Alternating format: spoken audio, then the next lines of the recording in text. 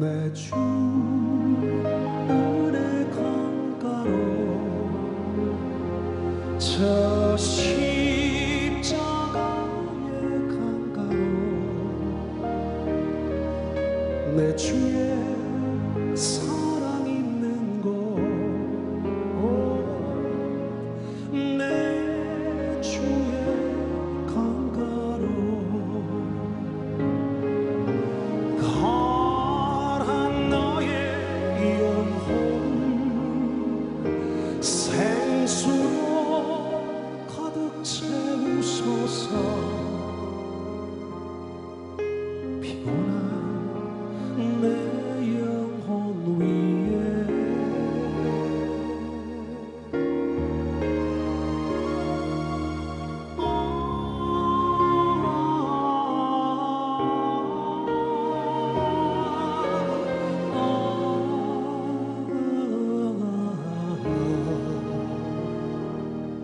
내 주 은혜 강가로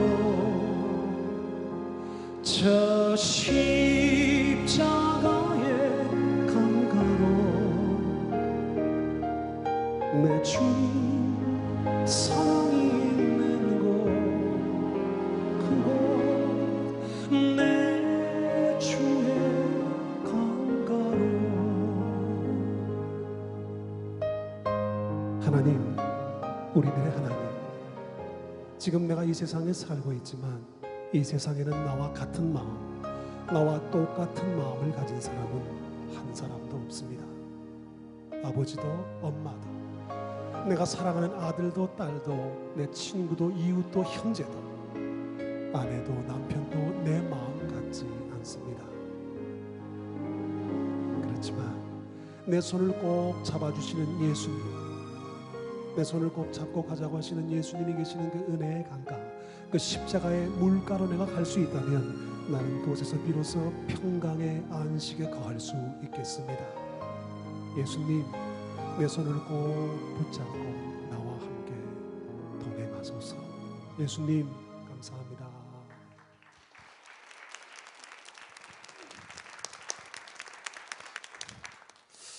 저는 올해 53인데 자꾸 사람들은 저보고 33이라고 할 때가 있습니다.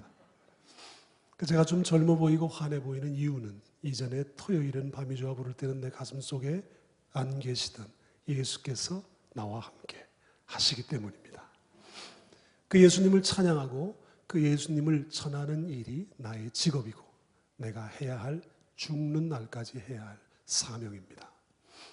그래서 사람들은 저한테 그래요. 왜 하나님을 그렇게 극성맞게 노래해야 되냐. 뭐 전영록 선배라든지 정수라 뭐 동료들 가수들이 많이 그래요.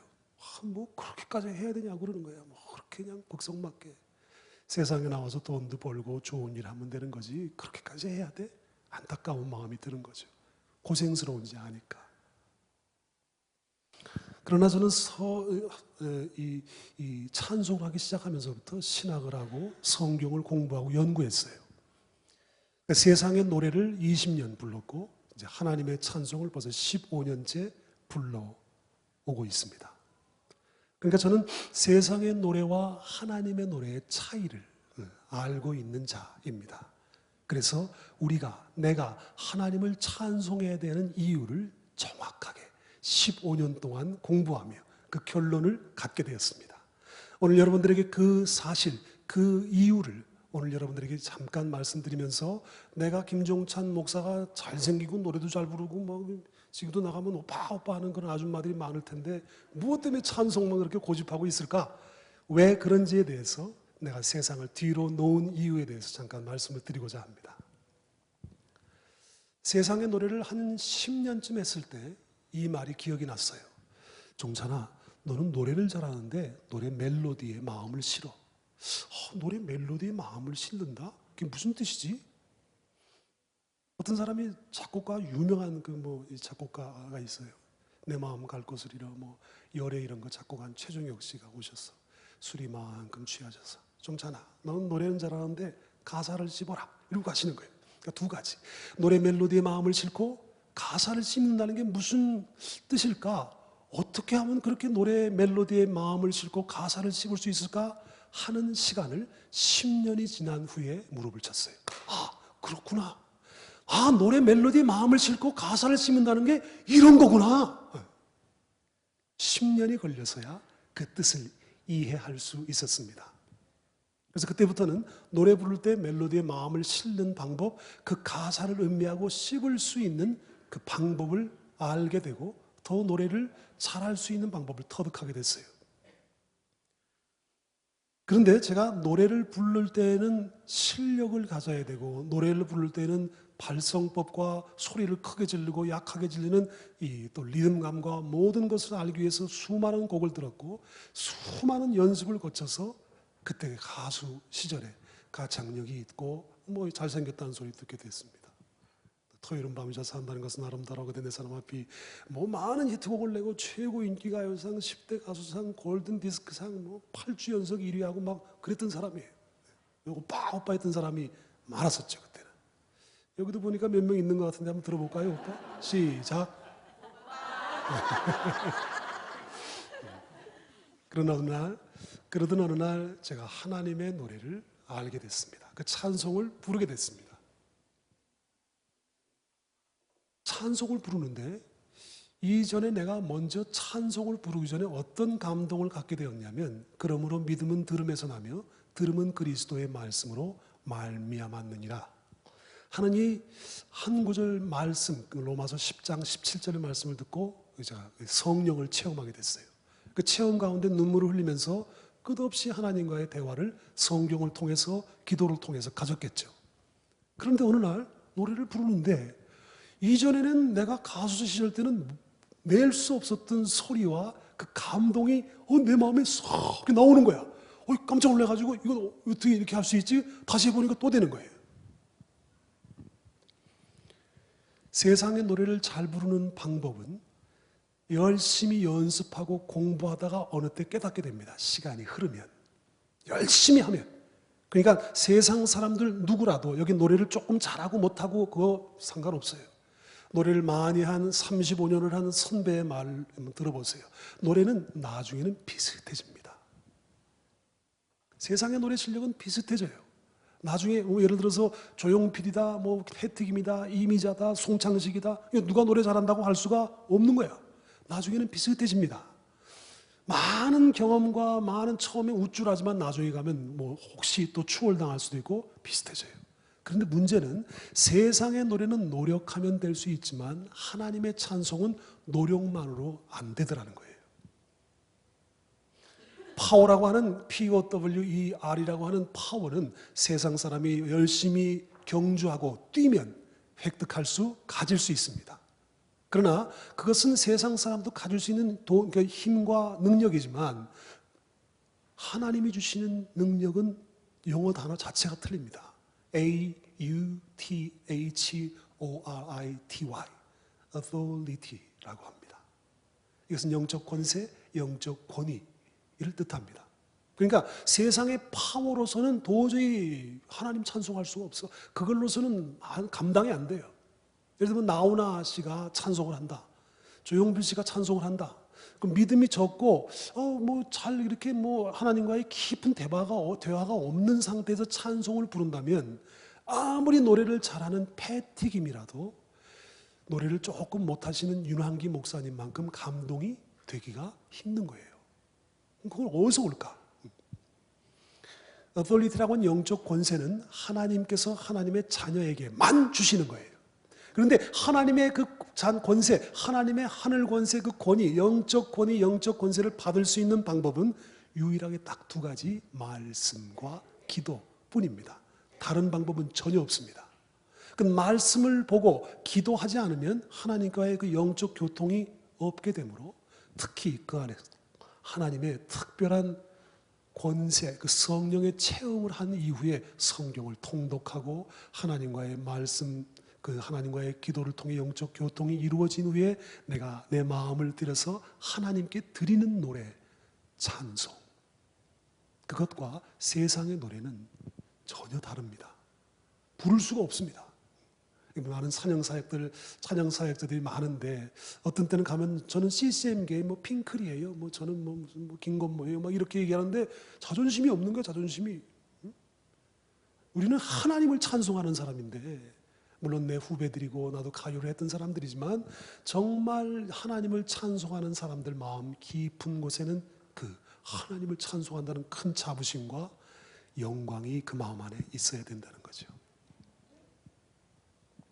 우리가 하나님을 찬송하는 이유는 우리가 그렇게 지음 받았기 때문입니다. 이사야 43장 21절 이 백성은 내가 나를 위하여 지었나니 나를 찬송하게 하려 함이니라.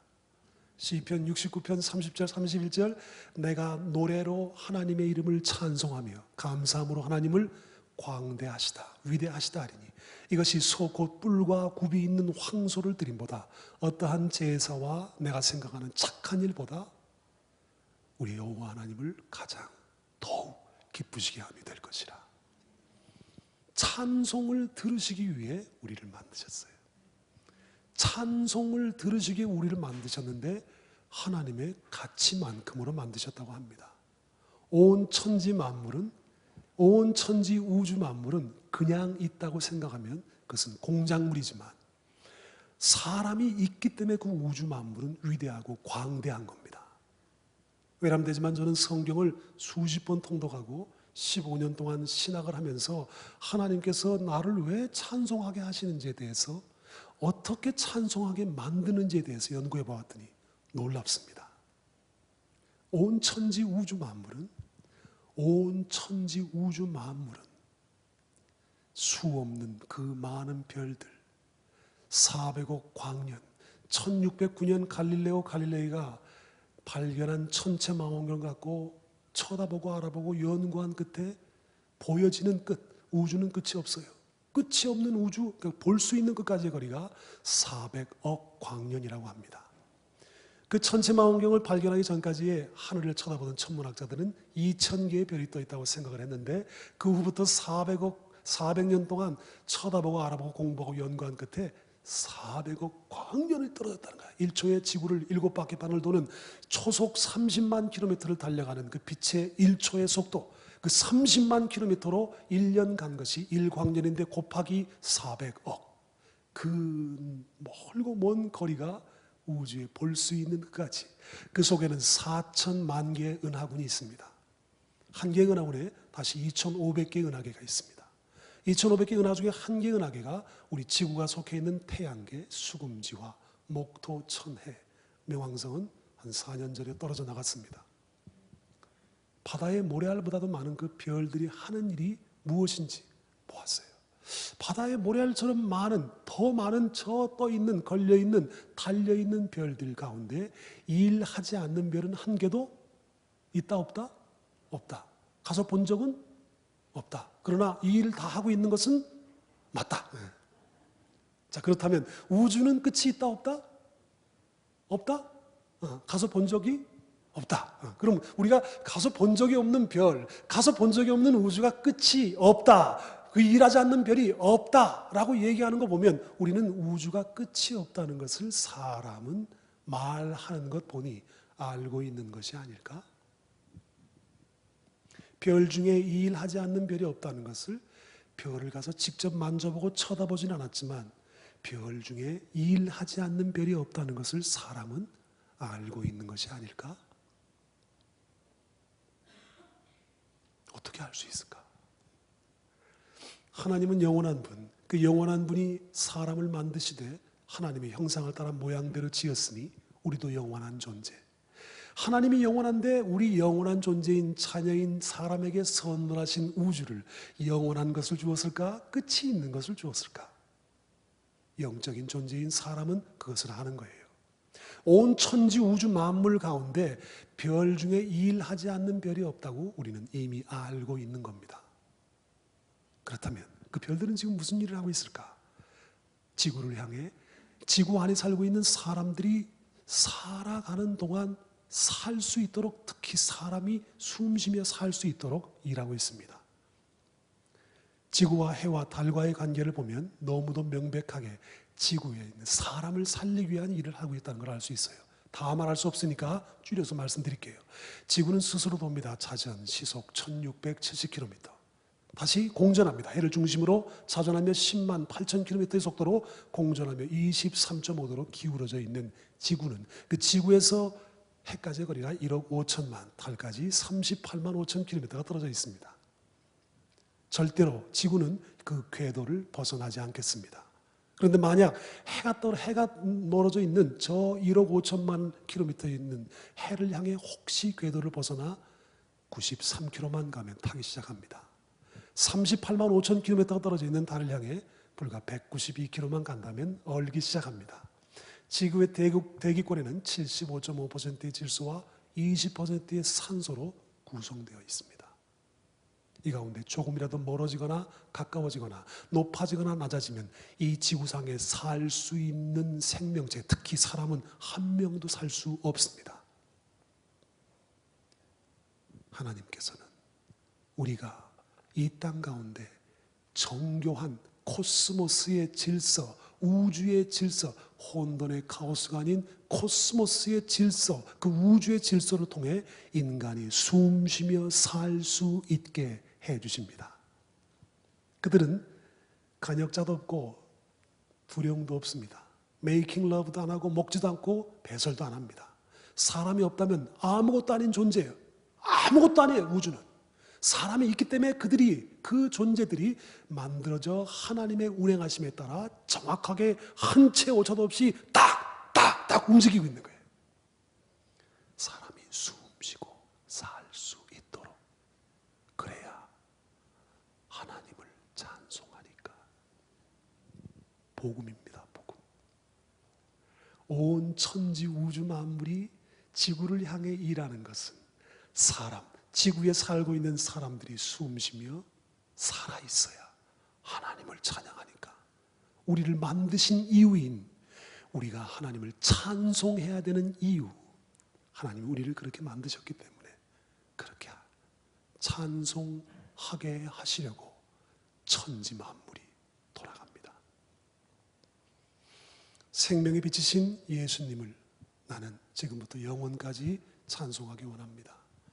요한복음 1장 1절부터 14절까지 말씀 안에 천지를 지으신 하나님의 뜻, 예수 그리스도가 누구신지, 이 땅에 와서 무슨 일을 하셨는지, 그리고 이후에 우리에게 어떤 복을 주실는지에 대해서 함축되어 있어서 성경 1331페이지의 구약과 423페이지의 신약 성경 1754페이지가 함축되어 있는 이 말씀을 통해 저는 멜로디를 그리고 가사를 통해 하나님께 드리는 생명의 빛이라고 하는 찬송을 만들었습니다.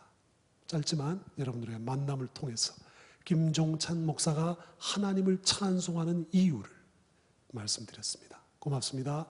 김종찬 목사입니다.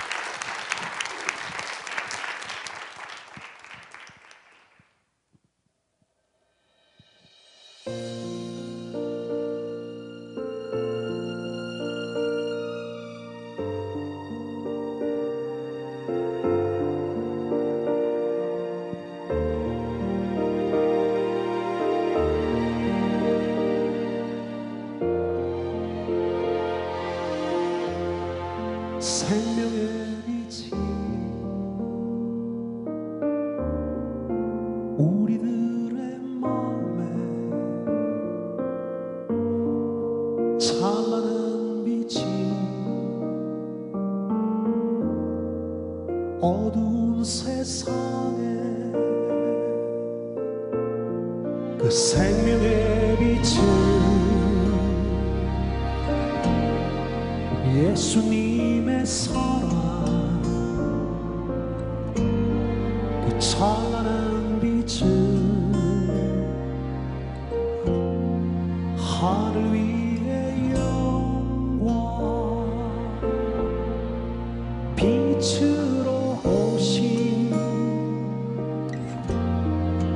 우리 예수님, 온 세상에 비치는 그 빛, 예수님의 빛, 빛이신 예수님,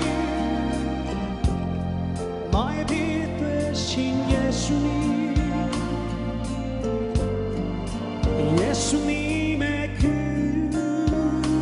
빛은 생명의 빛,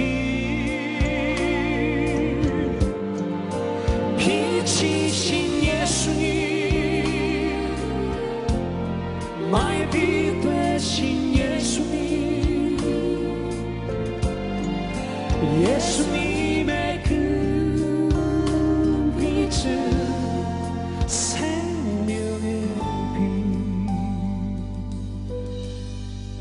태초에 말씀이 계십니다. 이 말씀이 하나님과 함께 계셨으니 이 말씀은 곧 하나님이십니다. 그가 태초에 하나님과 함께 계셨고 만물이 그로 말미암아 지은 바 되었으니 지은 것이 하나도 그가 없이는 된 것이 없느니라. 그 안에 생명이 있었으니 이 생명은 사람들의 빛이라. 빛이 어두움에 비추되 어두움이 깨닫지 못하더라. 하나님께로부터 보내심을 받은 사람이 났으니 그의 이름은 요한이라. 저가 증거로 왔으니 곧 빛에 대하여 증거하고 모든 사람으로 인하여 믿게 하려 함이라. 그는 요한은 이 빛이 아니요 이 빛에 대하여 증거하러 온 자라. 참 빛이 곧 세상에 와서 각 사람에게 비치는 빛이 있었나니 그가 세상에 계셨으며 세상은 그로 말미암아 지은 바 되었으되 세상은 그를 알지 못하였고 자기 땅에 오매 자기 백성이 영접지 아니하였으나 영접하는 자 곧 그 이름을 믿는 자들에게는 하나님의 자녀가 되는 권세를 주셨으니 이는 혈통으로나 육적으로나 사람의 뜻으로 나지 아니하고 오직 하나님의 뜻대로 난 자들이니라. 말씀이 육신되어 우리 가운데 거하심에 우리가 그의 영광을 보니 하나님의 독생자의 영광이 은혜와 진리가 충만하더라. 충만하더라. 충만하더라. 할렐루야.